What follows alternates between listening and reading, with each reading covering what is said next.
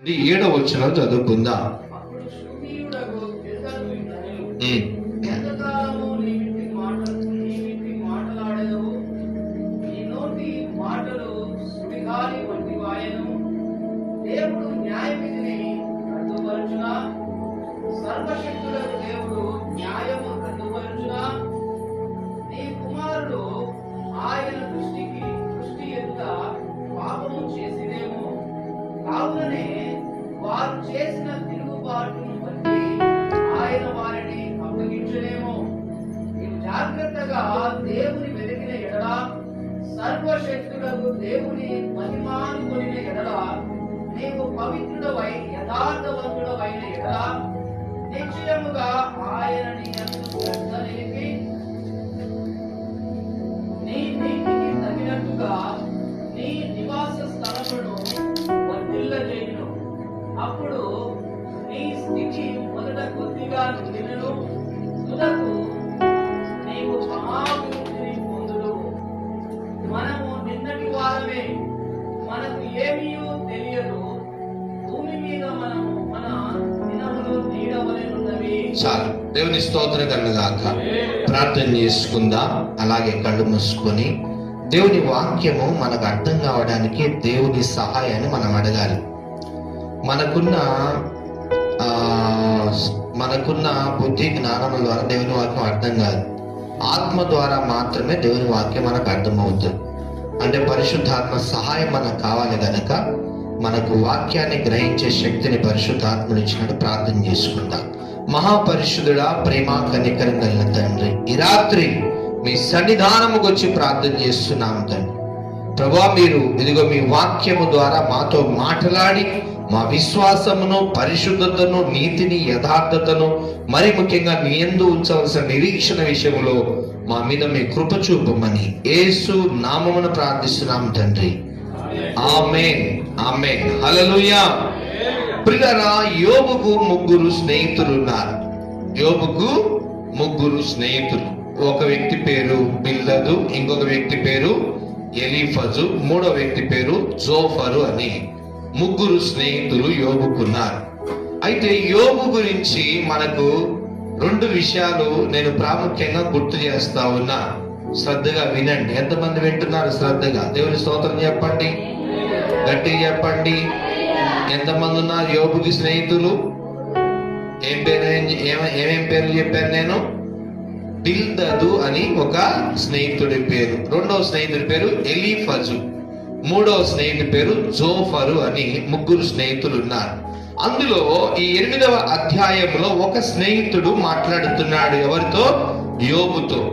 ఏమని మాట్లాడుతున్నాడు? అప్పుడు షూహీయుడగు బిల్దదు ఇట్లనెను, ఎంతకాలము నీవిట్టి మాట్లాడేదవు? ఏంటి ఇష్టం వచ్చినట్టు మాట్లాడుతున్నావు? ఎందుకు ఇలాగన తయారైపోయావు యోబు అని చెప్పి యోబును గురించి మాట్లాడుతూ ఉన్నారు. యోబు గురించి 2 విషయాలు జ్ఞాపకం చేస్తాను, జ్ఞాపకం ఉంచుకోండి. మొట్టమొదటిసారి యోబును శోధించడానికి సాతానుడు దేవుని దగ్గర వెళ్ళి పర్మిషన్ తీసుకొని వస్తాడు. వింటున్నారు అందరూ? ఏం చేస్తున్నారు?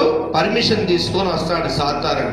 వచ్చి ఏం చేస్తాడంటే తన 7 కుమారులను 3 కుమార్తెలను తనకున్న యావదాస్తిని ఏం చేస్తాడంటే అంతా నాశనం చేసేస్తాడు. అంతా పోతుంది. ఎడ్లు, గాడిదలు, ఒంటెలు, తర్వాత పనివారితో ఉన్న గొర్రెలు అన్ని హతమైపోతాయి. యోబు అన్ని పోయాయని చెప్పి తన పనివారు చెప్పినప్పుడు బాగా బాధపడి బూడిద నెత్తిమీద వేసుకొని బాగా ఇబ్బంది పడి ఏడుస్తా ఉంటాడు. తర్వాత 2వ అధ్యాయంలో ప్రియులారా, మీరు గమనించారు, మళ్ళీ సాతానుడు వెళ్తాడు యోబును శోధించడానికి. చూడండి ఒకసారి, మీరు మొట్టమొదటి అధ్యాయం చూడండి ఒకసారి. సాతానుడు వెళ్ళిన మాటని జ్ఞాపకం చేస్తాను. దేవుని దగ్గరికి వెళ్ళి పర్మిషన్ తీసుకొని వస్తాడు. 1వ అధ్యాయము ఎన్నో వచనమంటే 6వ వచనం చూడండి. దేవదూతలు యెహోవా సన్నిధిని నిలుచుటకై వచ్చిన దినమొకటి తటస్థించెను. ఆ దినమున అపవాదియగు వాడు వారితో కలిసి వచ్చెను. యెహోవా, నీవు ఎక్కడి నుండి వచ్చితివని వానిని అడుగగా, అపవాది భూమి మీద ఇటు అటు తిరుగులాడుచు అందులో సంచరించుచు వచ్చితినని యెహోవాకు ప్రత్యుత్తరం ఇచ్చెను. ఆ, అందుకు యెహోవా, నీవు నా సేవకుడైన యోబు సంగతి ఆలోచించితివా? అతడు యథార్థవర్తనుడును న్యాయవంతుడునై దేవుని యందు భయభక్తులు కలిగి చెడుతనము విసర్జించిన వాడు. భూమి మీద అతని వంటి వాడెవడును లేడు అని అడుగగా, అపవాది, యోబు ఊరకయే దేవుని యందు భయభక్తులు కలవాడాయన. నీవు అతనికిని అతని ఇంటి వారికిని అతనికి కలిగిన సమస్తమునకును చుట్టూ కంచె వేసితివి గదా. నీవు అతని చేతి పనిని దీవించుచుండుట చేత అతని ఆస్తి దేశములో బహుగా విస్తరించి ఉన్నది. అయినను నీవు ఇప్పుడు నీ చేయి చాపి అతనికి కలిగిన సమస్తమును మొత్తిన ఎడల అతడు నీ ముఖము ఎదుటనే దూషించి నిన్ను విడిచిపోవునని యెహోవాతో అనగా, చాలు. సాతానుడు యెహోవాతో చెప్పాడు. తర్వాత యెహోవా అన్నాడు, అన్నిటి మీద నీకు పర్మిషన్ ఇస్తున్నాను, వెళ్ళు అని సాతానుకి దేవుడు పర్మిషన్ ఇచ్చినాడు. తర్వాత ప్రియులారా, అక్కడ చాలా 1వ అధ్యాయం మొత్తం నేను చదవండి. తనకున్న ఎడ్లు, ఒంటెలు, పనివారు, గొర్రెలు, తర్వాత ఎంతమంది? 7 కుమారులు, 3 కుమార్తెలు, అందరూ చనిపోతారు. 2వ అధ్యాయంలోకి రండి. అదంతా అయిపోయిందా? మరలా పర్మిషన్ వెళ్తున్నాడు సాతానుడు. చూడండి 2వ అధ్యాయం 1వ వచనంలో, దేవదూతలు యెహోవా సన్నిధి నిలుచుటకై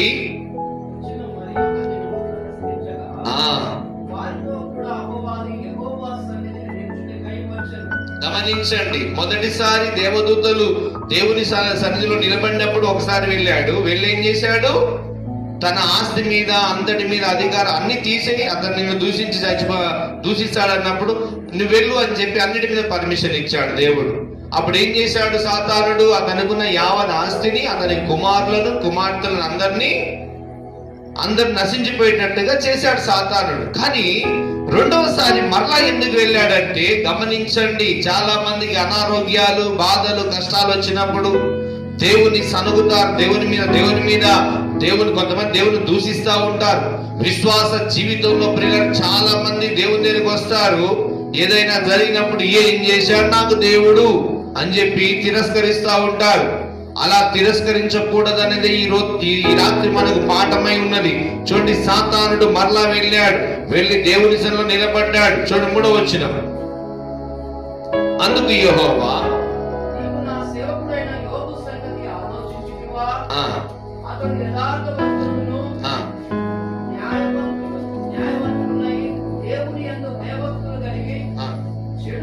విసర్జించిన వాడు భూమి మీద అతని వంటి వాడెవడును లేడు. నిష్కారణముగా అతనిని వాడు చేయుటకు నీవు నన్ను ప్రేరేపించినను అతడు ఇంకను తన యథార్థతను వదలక నిలకడగా ఉన్నాడనగా, అపవాది చర్మమును ప్రాణమును చదవండి.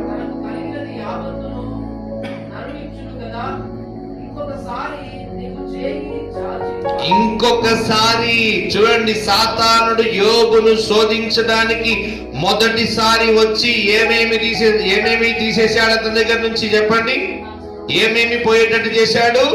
చెప్పండి. ఆస్తి, ఎడ్లు, ఒంటెలు, గొర్రెలు కాసే పనివారు, చివరికి 7 కుమారులు, 3 కుమార్తెలు, అంతా తీసేశాడు. ఆ మాట విని యోబు ఏడుస్తా ఉన్నాడు. ఇక ఎవరున్నారు? యోబు భార్య మాత్రమే ఉన్నారు. యోబును మళ్ళీ శోధించడానికి సాతానుడు పర్మిషన్ తీసుకోవడానికి వెళ్ళినప్పుడు దేవుడు మరలా పర్మిషన్ ఇచ్చి, అతని ప్రాణాన్ని ముట్టకూడదు, ఎలాంటి రోగమైనా కలిగించి, ఎలాంటి వేదనైనా, ఎలాంటి వ్యాధైనా కలిగించుకుపో అని చెప్పి పర్మిషన్ ఇచ్చిన, అతను నన్ను దూషించడు అని చెప్పి దేవుడు సాతానుతో మాట్లాడి మరలా సాతానుకు పర్మిషన్ ఇచ్చిన. అప్పుడు ఏం జరిగిందో చదువుదాం. అలాగే ఇంకొకసారి నీవు చేయి చాపి అతని ఎముకను, అతని దేహమును మొత్తిన ఎడల అతడు నీ ముఖము ఎదుటనే దూషించి నిన్ను విడిచిపోవును అని. చూడండి, రోగాలు కలగజేసినప్పుడు చాలా మంది దేవుని విడిచిపెడతారు. కొంతమంది రోగాలు కలగజేసినప్పుడు దేవుని గట్టిగా పట్టుకుంటారు. దేవుని స్తోత్రం కలగాక. ఏదైనా అనారోగ్యం వచ్చినప్పుడు, రోగం వచ్చినప్పుడు ప్రజలు కొంతమంది ఏం చేస్తారంటే, మేము యేసయ్యను నమ్ముకున్నాం, మాకేం మంచి జరిగింది, మా ఆయనకి ఈ రోగం వచ్చింది, నాకు ఈ వ్యాధి వచ్చింది, నాకు షుగర్ ఎక్కువైపోయింది, బీపీ ఎక్కువైపోయింది. యేసు నామములో షుగర్ అనే మాట మన మందిరంలో ఎవరి నోట వినబడకూడదు. ఆమె చెప్పండి. మనకు కావలసిన ఇమ్యూనిటీ పవర్ దేవుడు ఇచ్చును గాక.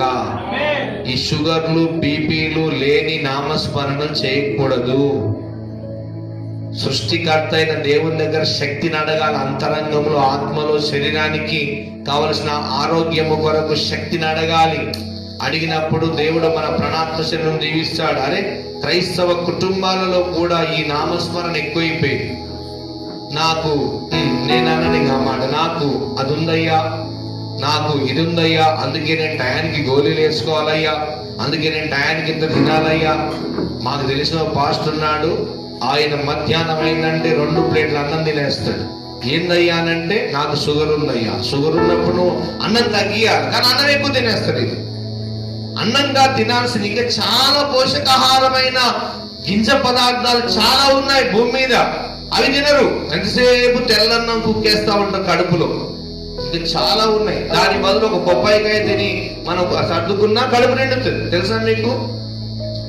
కడుపు నిండడానికి నువ్వు ఆహారము, ఏ కూరగాయల భోజనం, లేకపోతే ఏ సిరిధాన్యాలు, చిరుధాన్యాలు ఏవి తిన్నా కడుపు నిండుతుంది.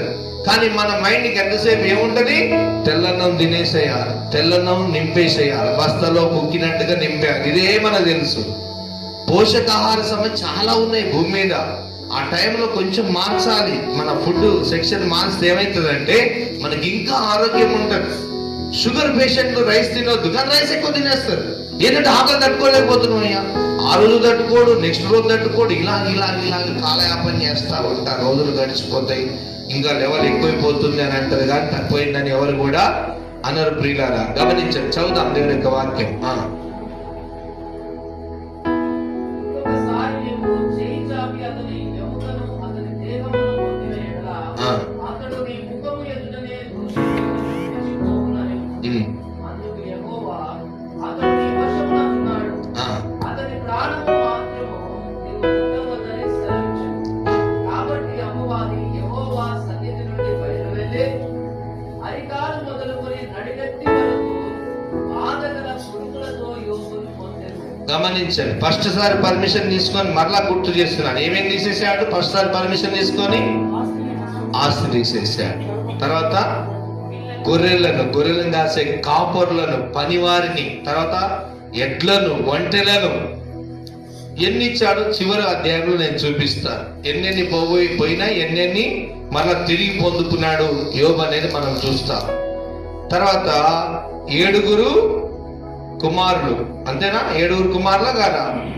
7 కుమారులు, 3 కుమార్తెలు. అంత వారు కూడా చనిపోయారని పని వాళ్ళు వచ్చి చెప్పినప్పుడు ఏడుస్తా ఉన్నాడు. చూసారా 7 కుమారులు ఎక్కడుందో? 1వ అధ్యాయం చూడండి,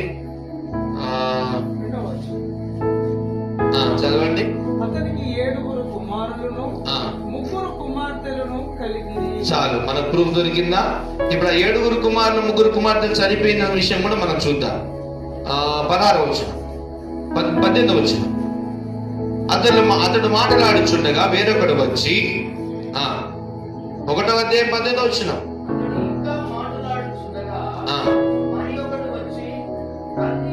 కాదు బ్రదర్, 18వ వచనం. ఓకే.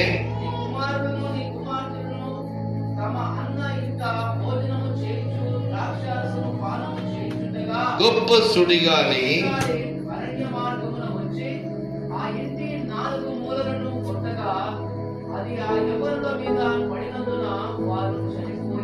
చాలు, దానిని నీకు తెలియపరచకు నేను పరిగెత్తుకొని వచ్చానని చెప్తా ఉన్నాడు. 7 కుమారులు 3 కుమార్తెలు కూడా ఏమైపోయారు? చనిపోయారు. ఒంటెలు, ఎడ్లు, పశువుల కాపరులు, గొర్రెల మేకల మందలు, ఇక ఒక్క భార్య ఉంది యోబు పక్కన. అయితే ఈ 2వసారి సాతానుడు యోబును శోధించడానికి పర్మిషన్ తీసుకొని వచ్చాడు. బాగా గుర్తుపెట్టుకోండి, ఈ మాట మీ జీవిత కాలం అంతా గుర్తుండాలి. ఫస్ట్ పర్మిషన్ తీసుకొని ఏమేమి తీసేశాడు? మళ్ళీ చెప్పండి, ఏమేమి తీసేశాడు చెప్పండి. ఆస్తి సమస్తం తీసేశాడు. ఇప్పుడు ఇంకొక పర్మిషన్, ఎందుకు శోధించడానికి ఇంకొక పర్మిషన్ తీసుకొని వచ్చాడు దేవుని దగ్గర సాతానుడు పోయి, శరీరానికి రోగం కలిగిస్తాను, నిన్ను దూషించేస్తాడు, వ్యాధి కలిగిస్తాను, నిన్ను దూషిస్తాడు. అతను నడినెత్తి మొదలుకొని అరికాల వరకు పుళ్ళు కురుపులు ఇష్టం వచ్చిన బాధ పెడతాను, నిన్ను దూషిస్తాడని పర్మిషన్ తీసుకొని వచ్చాడు. అలాగే జరిగింది. చదువుదాం అలాగే 2వ అధ్యాయంలో 10వ వచనం. అధికారం మొదలుకొని నడినెత్తి వరకు బాధగల కొరుకులతో యోగును ముట్టెను. అతడు ఒళ్ళు కొరుకుకొనుటకై చిల్లపెంకు తీసుకొని బూడిదలో కూర్చుండగా అతని భార్య వచ్చి, ఇంకను యథార్థతను మొదలుకుందువా? దేవుని దూషించి మరణం కమ్మలేదు. అందుకతడు, మూర్ఖురాలు మాట్లాడినట్టు నీవు మాట్లాడుచున్నావు. మనము దేవుని వలన మేలు అనుభవించుమా, కీడు మనము అనుభవింపతగదా? ఈ సంగతులలో ఏ విషయమందును యోబు నోటి మాటతో నేను పాపము చేయలేదు. హల్లెలూయా. భార్య విషయంలో కూడా చాలా సహనం కలిగి ఉన్నాడు. భార్యను తిట్టలే. ఏమంటున్నాడు? నోర్మై, మూర్ఖురాలుగా మాట్లాడినట్టు నువ్వు మాట్లాడకు. మనకు దేవుడు ఎన్నో మేలులు చేశాడు, అనుభవించాం కదా. ఇదే జీవితంలో ఆయన మనకు కీడు చేసినప్పుడు కూడా అనుభవించాలి కదా అని చెప్పాడు. బాగానే ఉంది ఇంతవరకు. కానీ ప్రియులారా, మనం 8వ అధ్యాయం 1వ వచనంలో చూసిన మాట మరొకసారి జ్ఞాపకం చేసుకుందాం. తన స్నేహితుడకు ఎవరు బిల్దరు ఏమంటున్నాడు? షూహీయుడకు బిల్దదు ఇట్లా నేను చూద్దాం. ఎంత కాలము నీ విట్టి మాటలాడేదము? నీ నోటి మాటలు సుడిగాలి వంటి వాయను. దేవుడు న్యాయ విధిని రద్దుపరచునా? సర్వశక్తుడకు దేవుడు న్యాయమును రద్దుపరచునా? నీ కుమారులు ఆయన దృష్టి ఎదుట పాపము చేసిరేమో, కావుననే వారు చేసిన తిరుగుబాటును బట్టి ఆయన వారిని అప్పగించలేమో. హల్లెలూయా. ఇప్పటి వరకు ఏం అనలేదు. ఫస్ట్ లో శోధన జరిగిన వెంటనే చాలా మంది ఏదో దేవుడు తీసేశాడు, దేవుడు యెహోవా ఇచ్చిన యెహోవా తీసుకుని యెహోవా నామానికి మహిమ కలుగునుగా అనేశాడు అక్కడ. కానీ ఈ 1వ అధ్యాయం నుంచి 8వ అధ్యాయంలోకి వచ్చేసరికి చాలా సార్లు యోబు దేవుణ్ణి దూషించినాడు. యోబు ఏం చేసినాడు తెలుసా? దేవుణ్ణి దూషించినాడు. దేవుని చిత్తాన్ని అసలు కనిపెట్టలేదు, ఇష్టం వచ్చినట్టు మాట్లాడినాడు. అందుకే ఈ 3 స్నేహితులలో ఒక స్నేహితుడు, 3 మాట్లాడతారు. పిల్లరా, ఇతను ఇప్పుడు 8వ అధ్యాయం ఎవరు మాట్లాడుతున్నారు ఇక్కడ? బిల్దదు కదా. 11వ అధ్యాయం నుండి 11వ అధ్యాయం 1వ వచనంలో ఇంకొక స్నేహితుడు మాట్లాడతాడు. చూడండి, 11వ అధ్యాయం 1వ వచనం చదవండి.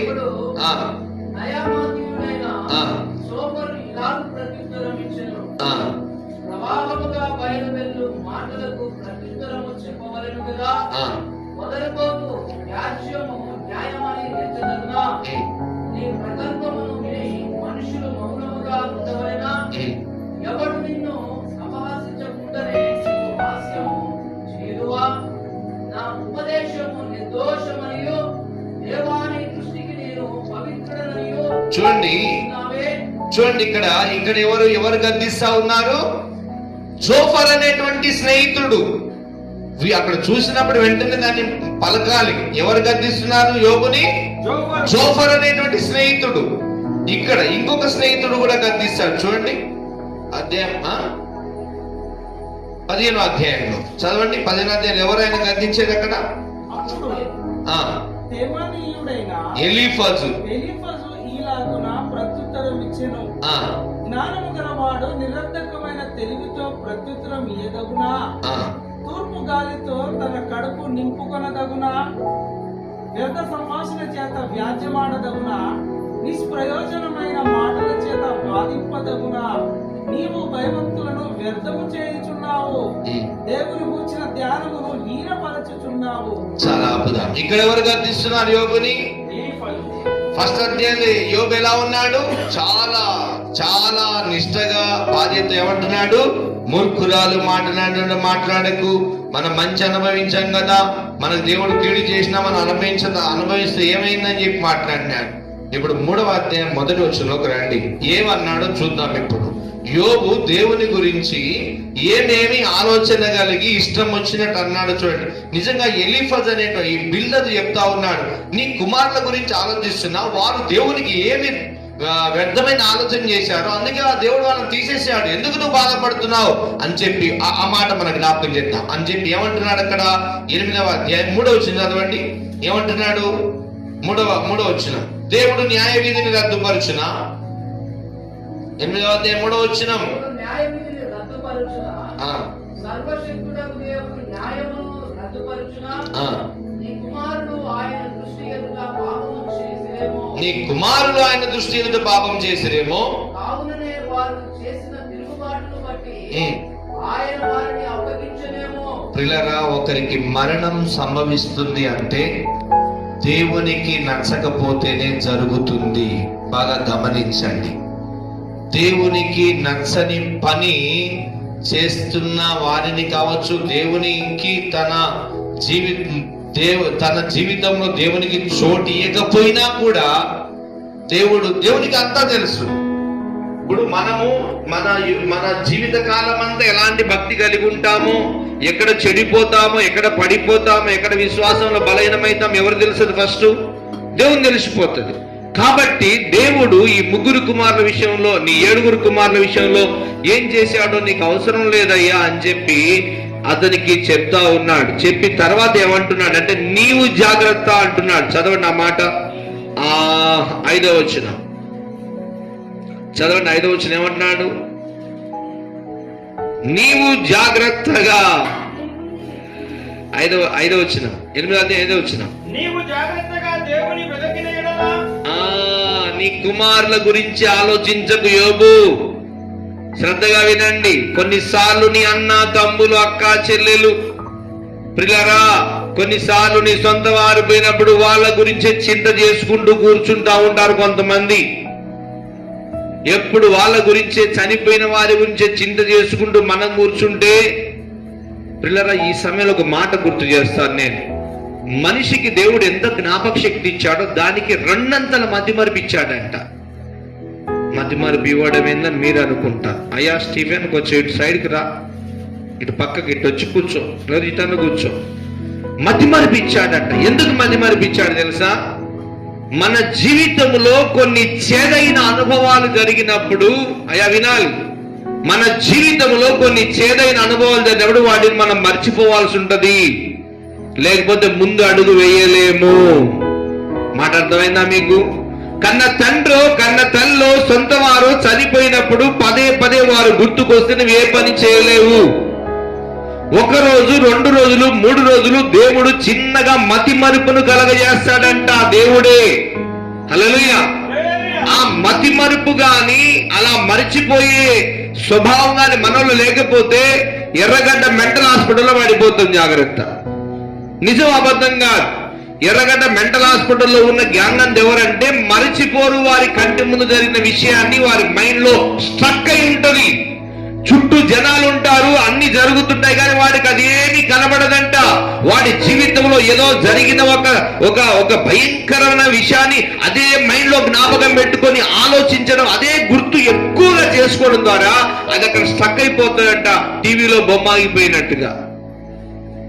అప్పుడు ఏమైపోతుంది? ఇక వెనక ఆలోచించడు, తన ఆరోగ్యం గురించి ఆలోచించడు, భవిష్యత్తు గురించి ఆలోచించడు. అప్పుడు వాళ్ళు ఏమైపోతారు? మానసిక వికలాంగులు అయిపోతారు. నిజమాబద్ధం ఈ మాట? ఇప్పుడు యోబు తన జీవితంలో జరిగినవన్నీ పదే పదే పదే పదే పదే పదే గుర్తు చేసుకొని దేవుణ్ణి ఎంతగానో దూషించడం మొదలు పెట్టాడంట.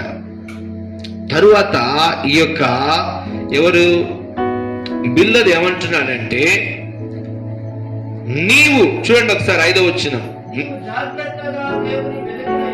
4వ వచనం ఏమన్నాడు? నీ కుమారుల గురించి ఎందుకు ఆలోచిస్తున్నావు యోబు? నీ కుమారులు దేవుని దృష్టికి ఏం అనాలోచన చేశారో నీకు అవసరం లేదు. వారు ఏమేం చేశారో, ఎందుకు దేవుడు వాళ్ళని తీసేశాడో మర్చిపో అంటున్నాడు. అవునా కాదా? అంటున్నాడు. అలాగనే మర్చిపో, వారి చావు, వారి గురించి ఆలోచించడం మర్చిపో. అయితే యోబు, నీవు చదవండి, నీవు జాగ్రత్తగా దేవుని వెదకిన ఎడలా, నీవు వెదకు ఫస్ట్ దేవుణ్ణి.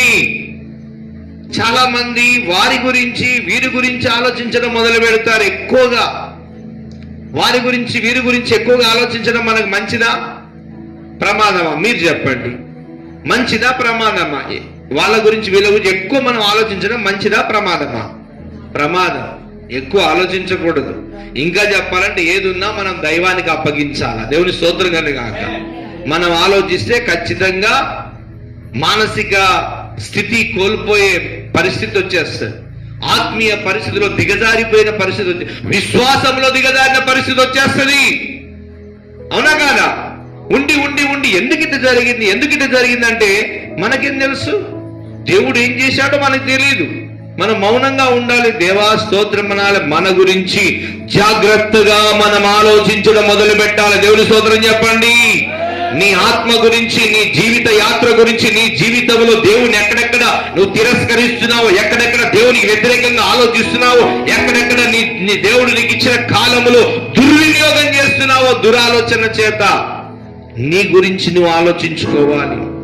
యోబు గురించి చెప్తున్నాడు. బిల్దర్ ఏమంటున్నాడు? నీవు జాగ్రత్తగా దేవుని వెదకిన ఎడల, సర్వశక్తుడగు దేవుని బతిమాలు కొని ఎడలా. ఈ రాత్రి ప్రియులారా, ప్రార్థన చేయడం అందరికీ వస్తది, చాలా సంతోషం. బతిమాలుకునే ప్రార్థన అభిషేకం ఈ రాత్రి మనం పొందుకోబోతున్నాం. దేవుని స్తోత్రం కలగాక. తెలిసి తెలియక మన జీవితములో దేవునికి విరోధమైనవి, వ్యతిరేకమైనవి ఏమైనా జరిగాయేమో వాటిని గుర్తు చేసుకొని క్షమాపణ పొందే విషయంలో దేవుని ఏం చేయాలి? బతిమాలుకోవాలి. బతిమాలుకొని ప్రార్థన చేసే అనుభవంలో ఉన్నవారు ప్రతిరోజు కన్నీరు గారుస్తారు. దేవుని స్తోత్రం కలుగాక. చూడ, నీవు పవిత్రుడవై యథార్థవంతుడవైన ఎడలా, యోబు నీ కొడుకుల గురించి, నీ కూతుర్ల గురించి, నీ ఆస్తి గురించి వింటున్నారా? వినాలి. ఇక్కడ దేవుని స్తోత్రం చెప్పండి. నీ ఆస్తి గురించి, నీ పిల్లల గురించి, నీ కూతుర్ల గురించి, నీ కుమారుల గురించి, నీకున్న సంపద గురించి ఆలోచించావు. చివరికి నీ భార్య గురించి కూడా ఆలోచన చేయకు అంటున్నాడు ఇక్కడ. ఎందుకంటే ఆలోచన చేసి చేసి మతి చెడిపోయే ప్రమాదం వచ్చేసింది యోబుకి. ఈ సమయములో తన స్నేహితుడైన బిల్దదు వచ్చి ఏం చెప్తున్నాడు? జాగ్రత్త, వీళ్ళ గురించి ఆలోచించి నీ గురించి మర్చిపోతున్నావు. హల్లెలూయా. పిల్లరా, ఎంతసేపు ఎవరెవరి గురించి ఆలోచించి నీ గురించి మర్చిపోతా ఉంటావు. ఎప్పుడు చూసినా ఈయనేం తిట్టుంది, ఆయనేం తిట్టున్నాడు, ఆయన ప్రార్థన ఏంది, ఈవ ప్రార్థన ఏంది, నీకెందుకు? నీ ప్రార్థన ఎలా ఉందో చూసుకో. దేవుని స్తోత్రం కలుగాక. హల్లెలూయా. సొంత కుమారుల గురించి ఆలోచించాల్సిన సమయం కాదు యోబు. పుట్టారు, పెరిగారు, చనిపోయారు, వదిలేసేయి. పుట్టారు, పెరిగారు, చనిపోయారు, వదిలేసేయి. ఏదో సంపద వచ్చింది పోయింది, వదిలేసేయి. నీ గురించి నువ్వు జాగ్రత్తగా ఆలోచన చేసుకో అని చెప్పి తన స్నేహితుడైన బిల్దదు హెచ్చరిక చేస్తా ఉన్నాడు. ఏమంటున్నాడు? నీవు పవిత్రుడవు కా, నీవు జాగ్రత్తగా దేవుని వెదకిన ఎడల, సర్వశక్తుడగు దేవుని బతిమాలుకొని ఎడల. బతిమాలుకోవాలి. దేవుని ఏం చేయాలి? బతిమాలాలి. అర్ధరాత్రి లేచి కన్నీరు గార్చాలి. మనకి ఈ మధ్యన కన్నీరే వస్తలేదు, ప్యాషన్ అయిపోయింది.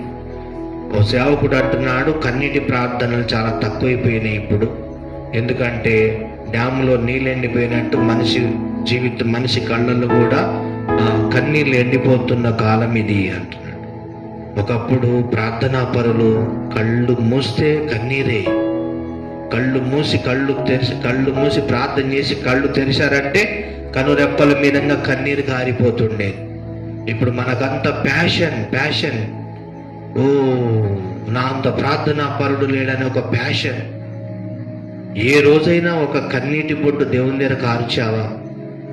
ఆ కన్నీటి బొట్టు ఎక్కడంతా తెలుసా? ఇక్కడ ఆరిపోతాను మనం అనుకుంటాం. నువ్వు దేని గురించి కన్నీరు కార్చావో ఆ కన్నీరు దేవుని కవిలలో ఉంటది. దేవుని స్తోత్రం కలుగాక. ఆ దేవుడు కవిలలో భద్రం చేస్తాడు. ఇక్కడ కారిన కన్నీరు ఆరిపోతుంది అనుకుంటున్నావు, నీ కళ్ళలోంచి కారిన కన్నీరు ఆరిపోయినా దేవుని దగ్గర ఆ కవిలలో భద్రం చేయబడి ఉంటుంది. దేని కొరకు నువ్వు కన్నీరు కార్చావో దాని కొరకు దేవుడు ప్రతీకారం చేసి చూపిస్తాడు. దేవుని స్తోత్రం కలగాక. హల్లెలూయా. కన్నీటికి ప్రార్థనలు చేయండి, బతిమాలుకోరండి దేవుణ్ణి. అయ్యా, ఇంకా నా జీవితంలో ఏదైనా వ్యర్థమైన ఉన్నదా అయ్యా, నీకు స్తోత్రాలయ్యా అనండి. ఏకాంత ప్రార్థనలో కార్చండి కన్నీరు. కొంతమంది ఉంటారు, భార్యను నువ్వు గదిగాచి ప్రార్థన చేయి, ప్రార్థన చేయి, ప్రార్థన చేయి, ప్రార్థన చేయాలి. భర్త భార్యని అన్నాం, భార్య నువ్వు చేయి, నువ్వు చేయి, నువ్వు చేయి.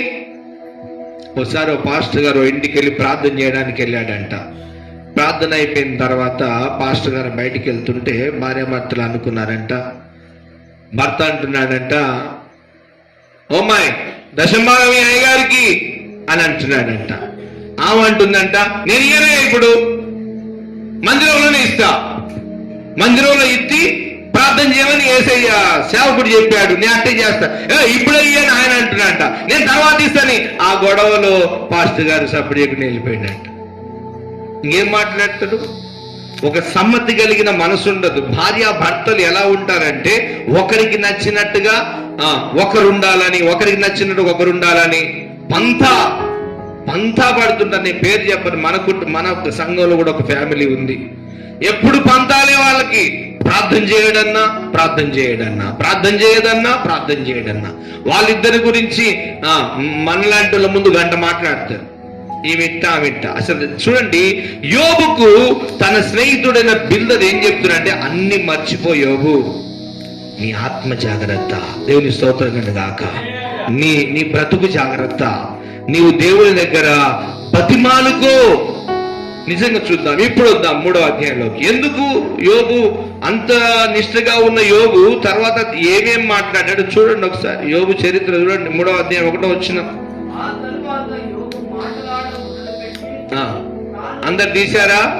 చేయొద్దండి, బైబిల్ తీసి చదువుతున్నారా? యోబు 3వ అధ్యాయం చూస్తున్నారా అందరూ? చదువుదామా?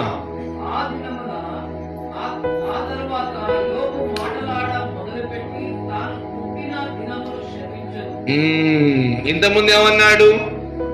ఏమమ్మా ఎక్కువ మాట్లాడకు, దేవుని మనం తిట్టేదేంది అన్నాడా?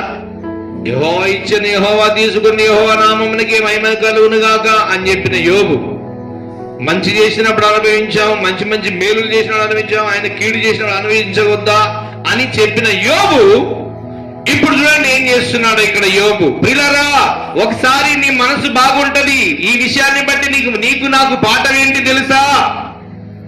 ఒక్కొక్కసారి చాలా బాగుంటది నీ మనసు. దేవుడు గొప్పోడయ్యా, చాలా మంచి కార్యాలు చేశాడయ్యా, అద్భుతాలు చేశాడయ్యా అని చెప్తావు. ఒక్కొక్కసారి ఏదైనా చేదైన అనుభవం, ఏం చేశాడు దేవుడు, నాకేం చేయలేదని చెప్తా ఉంటావు. అలాంటి ప్రమాదం ఉంటుందనే ఈ రాత్రి మనకు యోబు చరిత్ర ద్వారా పాఠం నేర్పబడుతుంది. దేవుని స్తోత్రం కలుగాక. ఒకప్పుడు ఏమన్నాడు యోబు? చెప్పండి, భారత ఏమన్నాడు? మూర్ఖురాలు మాటలాడినట్టు మాట్లాడకు. దేవుడిచ్చిన ఆయన మేలు చేసినప్పుడు అనుభవించాలంటే ఇప్పుడు కీడు అనుభవిస్తే ఏమైంది? అన్ని మేలులేనా? ఏదో ఇదొక అనుభవమేమో అని చెప్పిన యోబు ఇప్పుడు దేవుణ్ణి ఏమంటున్నాడు చూడండి. 3వ అధ్యాయం చాలా జాగ్రత్త చూడండి. ఇది బాగా గుర్తు పెట్టుకుని నేను ఒక విషయాన్ని చెప్తాను. పరిశుద్ధాత్మ దేవుడు ఎవరితో ఏ సందేశాన్ని వినిపించినా అది మరొక చోట అదే విధంగా వినబడదు. నువ్వు ఎంత వెతికి ఎన్ని యూట్యూబ్లలో సెర్చ్ చేసినా వినబడదు. నీతో మాట్లాడించిన మాట కూడా వేరొకరి నోట్లోంచి వినబడదు. ఒక సేవకునితో మాట్లాడిన మాట ఇంకొక సేవకుని నోటి నుంచి వినబడదు. ఈ పద్ధతి ప్రకారం ఈ సమయంలో ఏ సందేశం మనకు కావాలో పరిశుద్ధాత్మ దేవుని ఆధీనంలో ఉంటాం కాబట్టి ఆ వర్తమానాన్ని దేవుడు ఇచ్చేస్తాడు. హల్లెలూయా, హల్లెలూయా. చూద్దాం, అందుకే జాగ్రత్తగా ధ్యానం చేయాలని చెప్తా ఉన్నారు.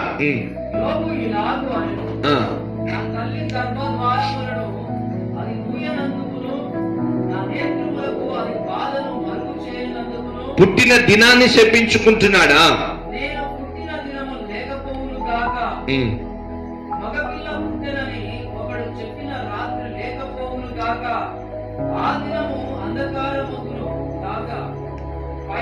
దేవుడు దాని పెంచకుండును గాక, వెలుగు దాని మీద ప్రకాశింపకుండును గాక, చీకటియు గాఢాంధకారమును మరలా దాని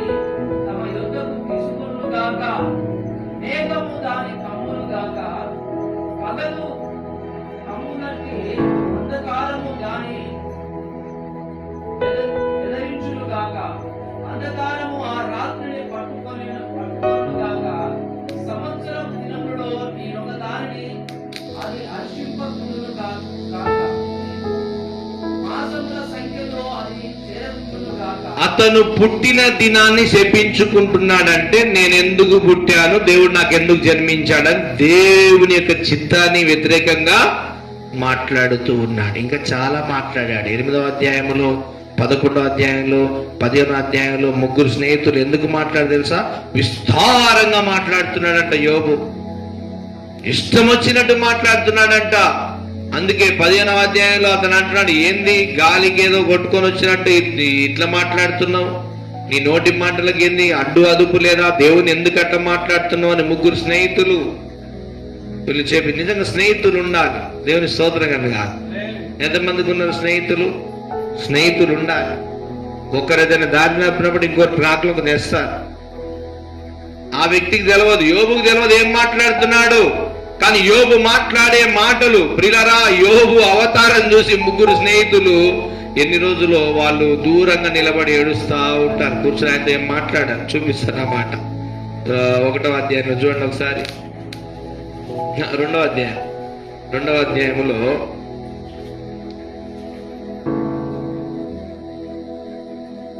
11వ వచనం.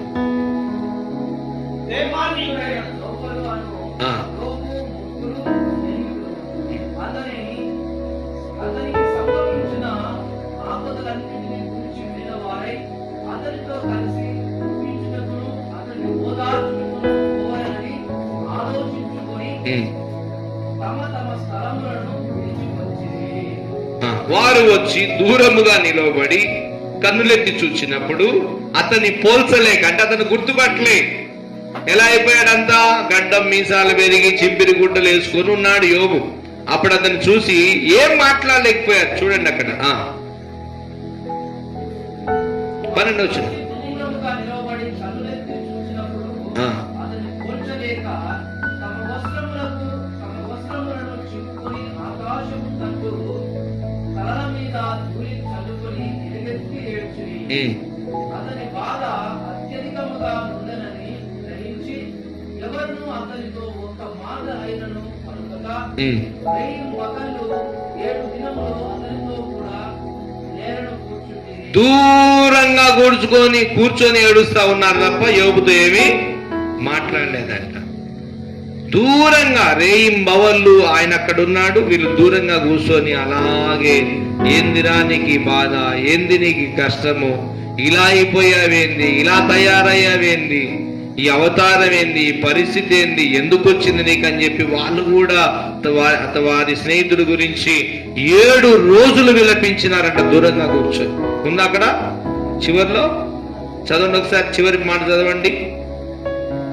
చివరి మాట, అతని బాధ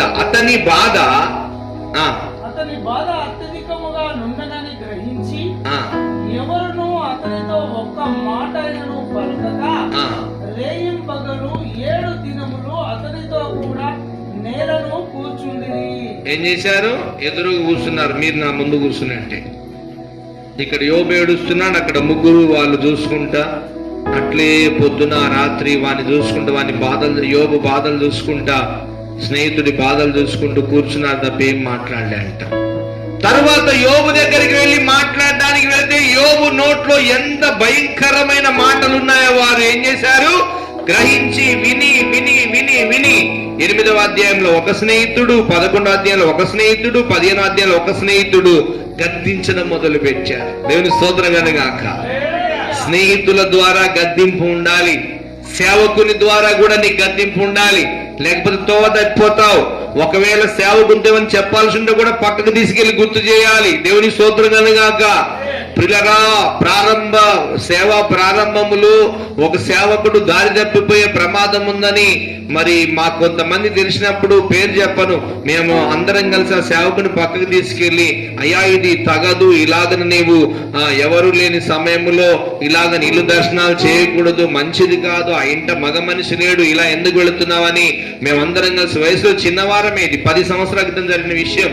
ఆ రోజు అతన్ని మేము గద్దించిన దేవుని మహాకృపను బట్టి ఆ ప్రమాదం నుంచి అతను బయటపడ్డాడు. దేవుని స్తోత్రం కలుగాక.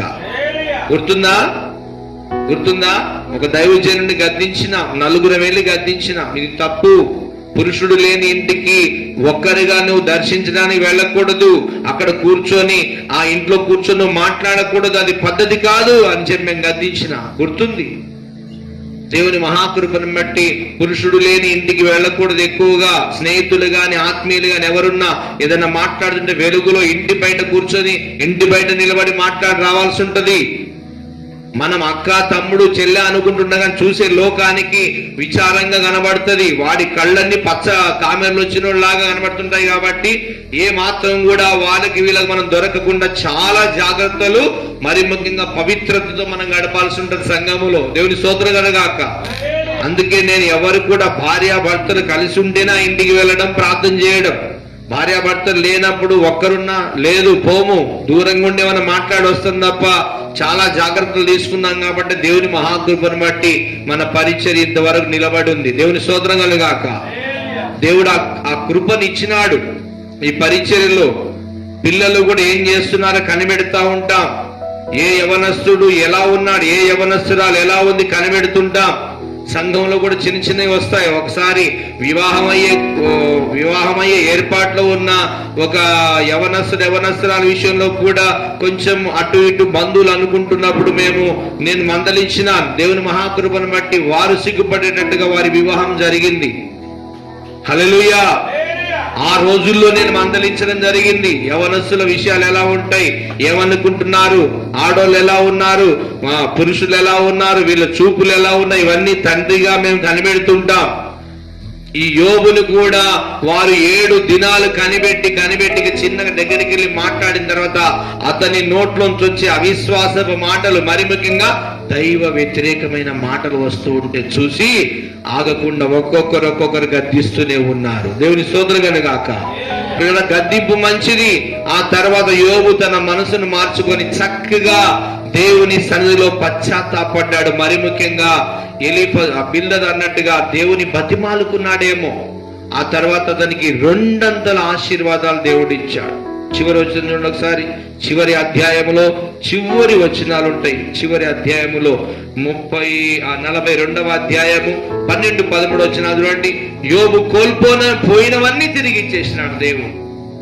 గద్దింపుకు విన్నాడు, స్నేహితులు వచ్చి తిట్టిన మాటలు విని చక్క చేసుకున్నాడు తన మనసుని. 42వ అధ్యాయం 12-13 వచ్చిన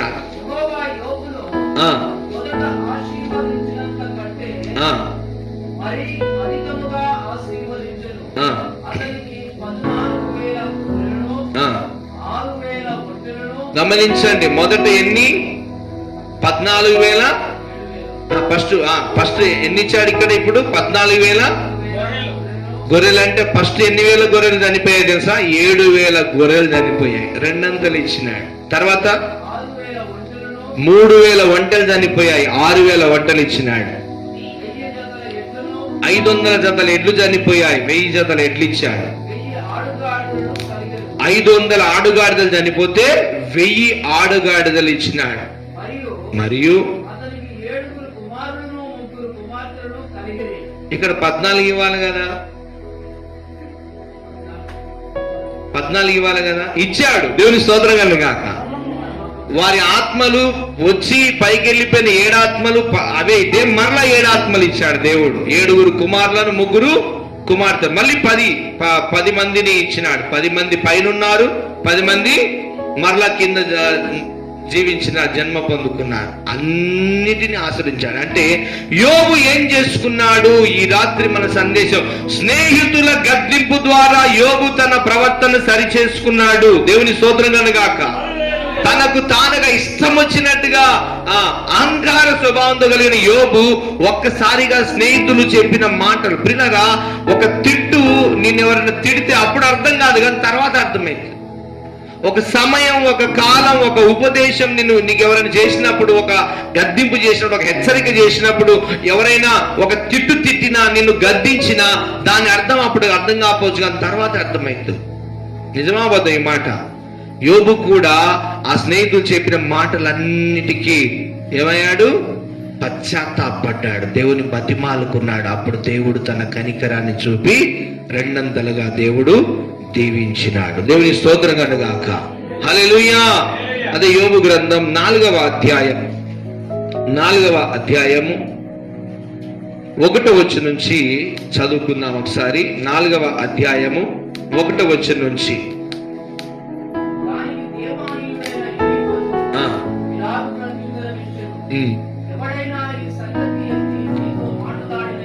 గమనించండి ఈ యోబు యొక్క మనస్తత్వం ఎలా ఉంది, వాళ్ళ స్నేహితులు ఎలా గద్దిస్తున్నారు. ఇంతకుముందు ఎవరు గద్దించారు? 11వ అధ్యాయంలో 8వ అధ్యాయంలో బిల్దదు అనేటువంటి స్నేహితుడు. ఇక్కడెవరు? ఎలీఫజు గద్దిస్తున్నాడు. ఏమని గద్దిస్తున్నాడు చూద్దామా?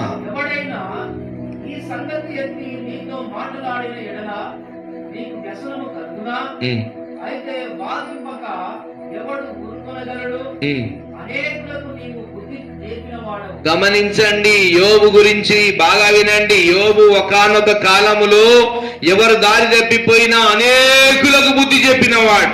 ఇప్పుడు బుద్ధి తప్పినాడు. కొంతకాలం ఏం చేసినాడు? బుద్ధి తప్పినాడు. చూడండి, అతని గురించి మనం చూస్తాం. ఏమంటున్నాడు ఇక్కడ ఎలీఫజు?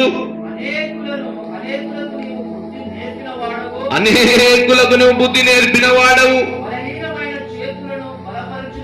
చాలా మంది బలహీనమైన వారిని నువ్వు బలపరిచిన వాడవు.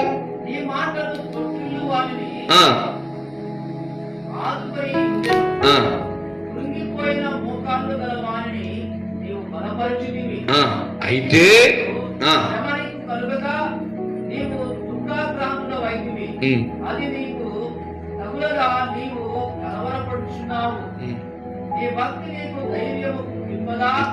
యోబు, ఏమైపోయింది నీ భక్తి?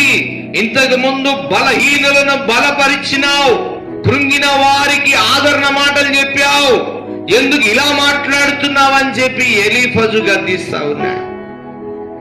ఒకప్పుడు నీవు ఒక్కొక్కరికి సువార్త చెప్పిన వాడవు, ఒక్కొక్కరికి ధైర్యంగా మాటలు చెప్పిన వాడవు.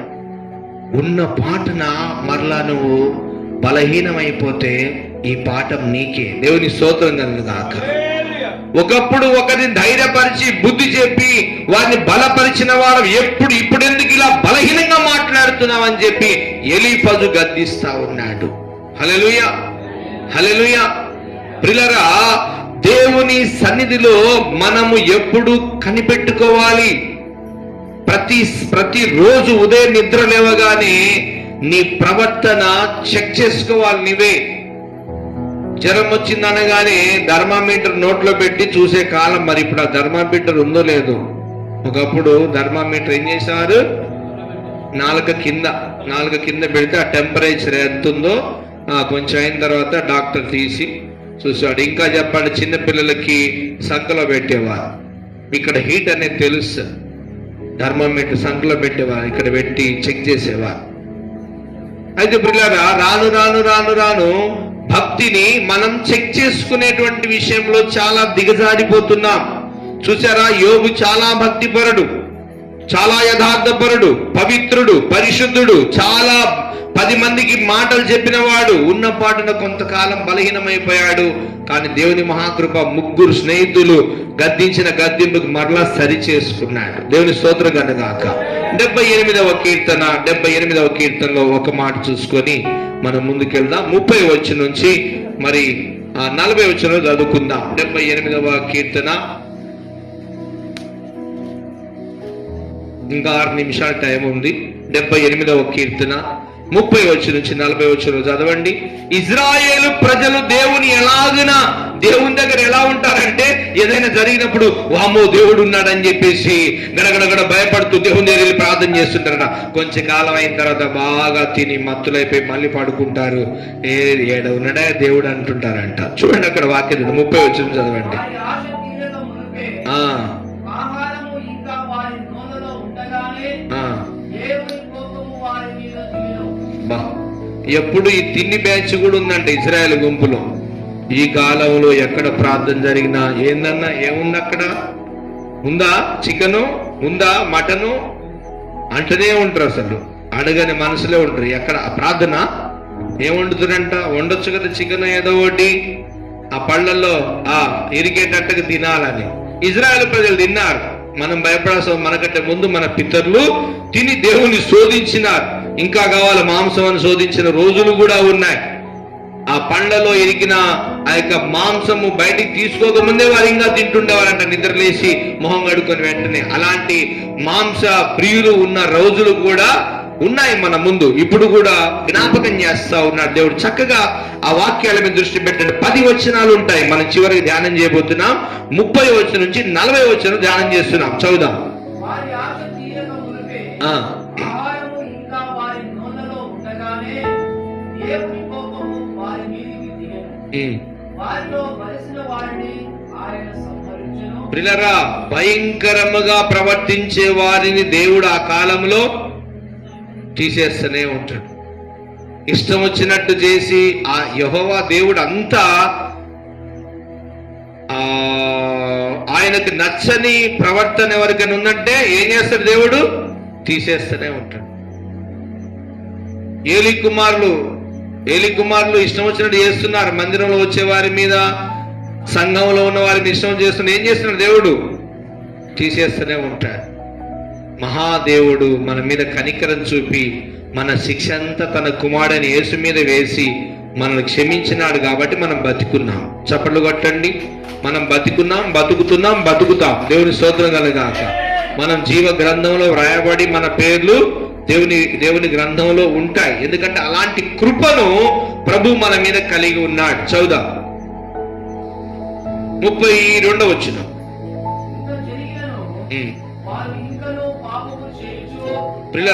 బ్రదర్ అక్కడ 29 చదవండి.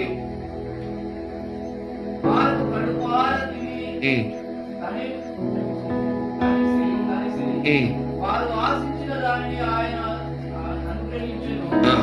వారి ఆశ తీరక మునుపే ఆహారం ఇంకా వారి నోళ్ళలో ఉండగానే దేవుని కోపము వారి మీదకి దిగెను. వారిలో బలిసిన వారిని ఆయన సంహరించెను. ఇశ్రాయేలులో యవ్వనులను కూడా దేవునికి నచ్చినట్టుగా బ్రతకకపోతే ఆ కాలంలో యవ్వనులను కూడా దేవుడు తుడిచేసేవాడు. చాలా మంది యవ్వనులను ఆ కాలంలో తీసేసినట్టుగా చూస్తా ఉన్నా. చదువుదామా.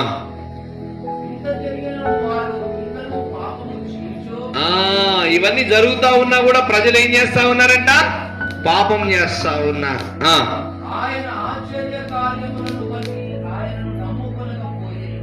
ఆయన ఎంత గొప్ప కార్యాలు చేస్తున్న వారు ఏం చేశారంట?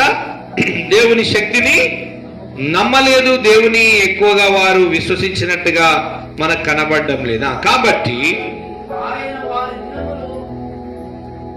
ఊపిరి వలె, హల్లెలూయా, చాలా స్వల్పంగా అయిపోతుంది కొంతమంది జీవితం. ఎందుకంటే మాట వినకుండా ఉంటారు.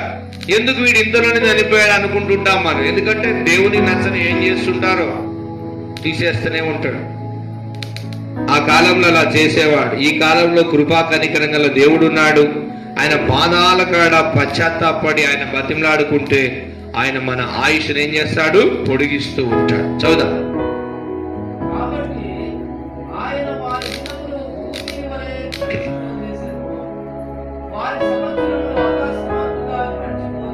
అకస్మాత్తుగా అంటే షార్ట్ పీరియడ్, షార్ట్ టర్మ్. ఇప్పుడు ఇవాళ అంత షార్ట్ టర్మ్ అంటే చాలా అంత లాంగ్ పీరియడ్ వద్దయ్యా. షార్ట్ పీరియడ్ కావాలి, షార్ట్ టర్మ్ కావాలి, షార్ట్ టైంలో మేము నేర్చుకోవాలి అన్నట్టుగా అంటుంటారు కదా. వీళ్ళకి కూడా షార్ట్ టైము క్లోజ్ అయిపోతారంట.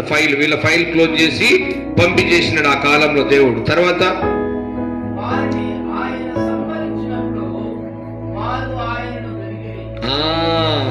ఎవరైనా మన ఇండ్ల మధ్యలో మామూలుగా గమనించాలి, విశ్వాస జీవితాన్ని పరీక్షించుకో.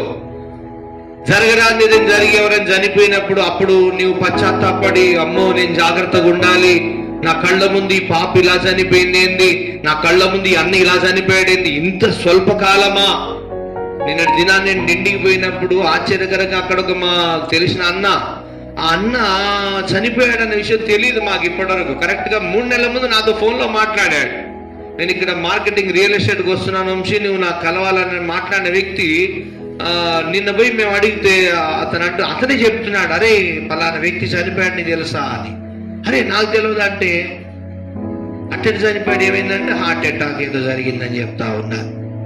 పిల్లగా అల్పకాలము స్వల్పకాలము అకస్మాత్తుగా అంటే అది ఎందుకు జరుగుతుందంటే, దేవునికి నచ్చనివి బాగా గుర్తుపెట్టుకో, దేవునికి నచ్చనివి ఏం చేసినా ఆయన ఆయుష్ను ఎక్కువగా పొడిగించే కాలం అయితే ఇప్పుడు కానే కాదు.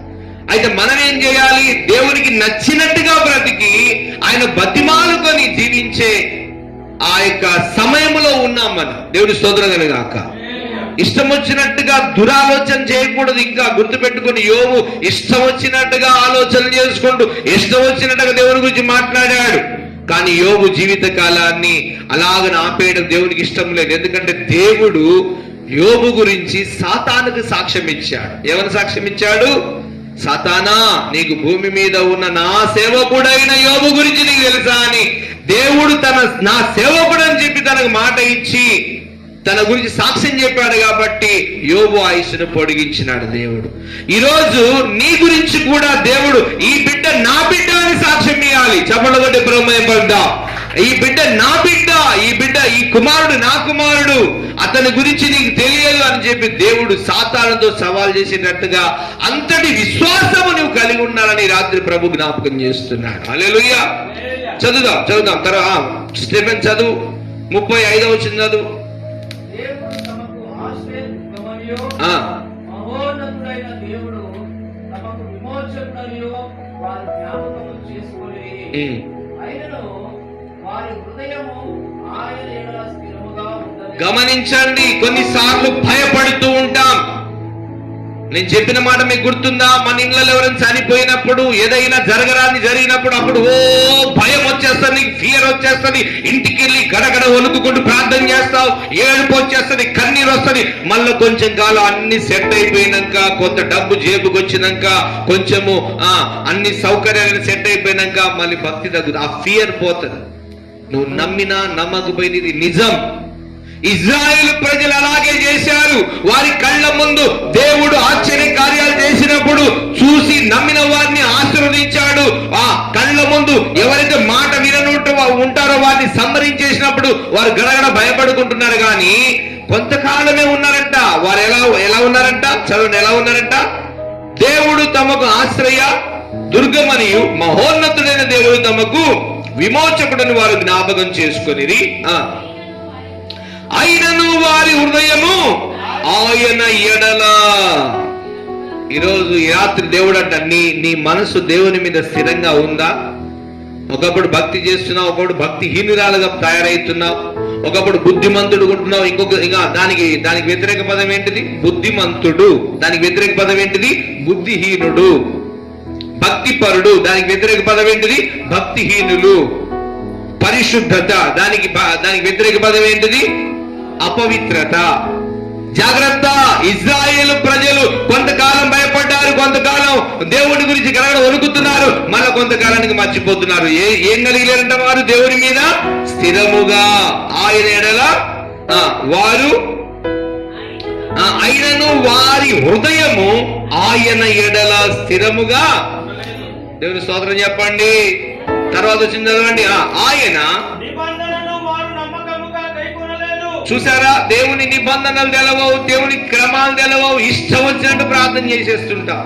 ఫస్ట్ దేవుని బతిమాలుకోండి ప్రార్థనలో. అయ్యా, నీ పద్ధతులు ఏంటిది, నీ విధానాలు ఏంటిది, నిబంధన ఆజ్ఞలు నాకు తెలియపరచయ్యా అని ప్రతి రాత్రి నువ్వు దేవుని బతిమాలు ప్రార్థన చేయాలి. గర్వమైన ప్రార్థన దేవునికి నచ్చదు. హల్లెలూయా. చదువుదామా.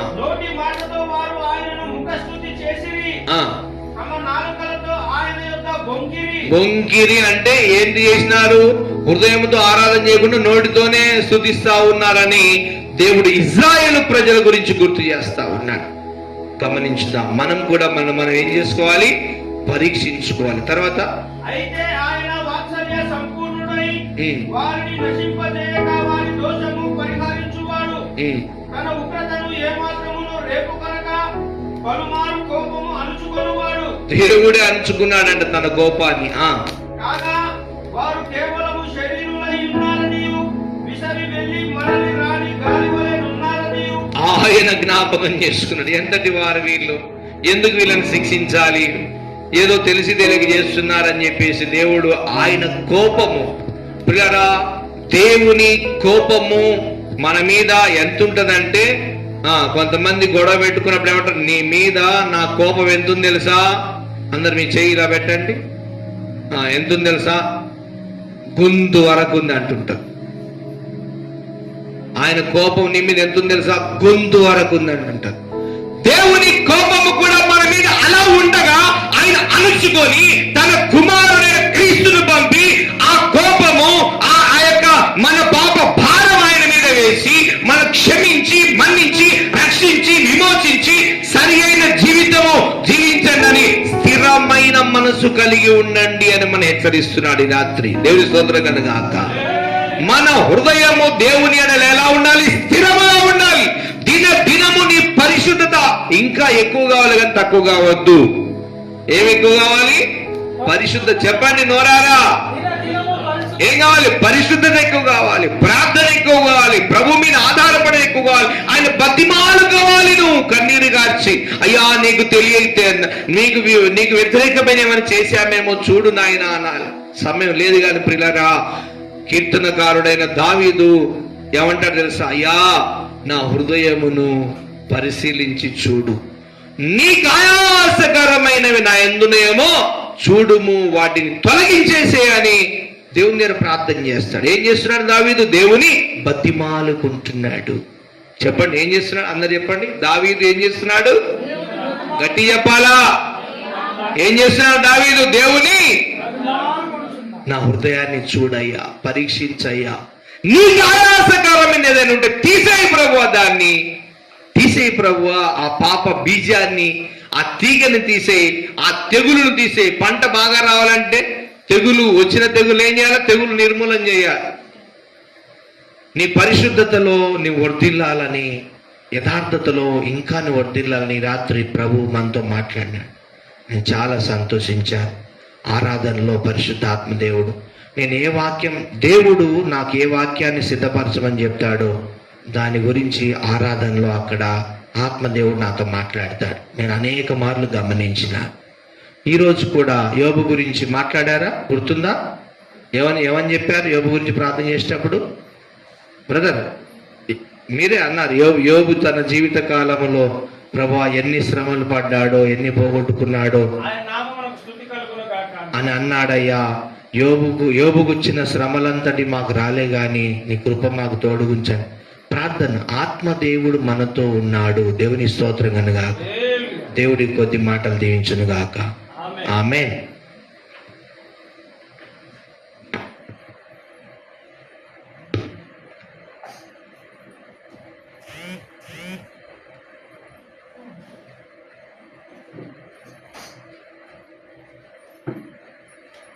ప్రార్థన చేసుకుందాం. చివరి ప్రార్థన మన మధ్యలో ఉన్నటువంటి ప్రవీణన్న గారు చేస్తారు. అందరం ఏకీభవిద్దాం. మైక్ తీసుకోండి.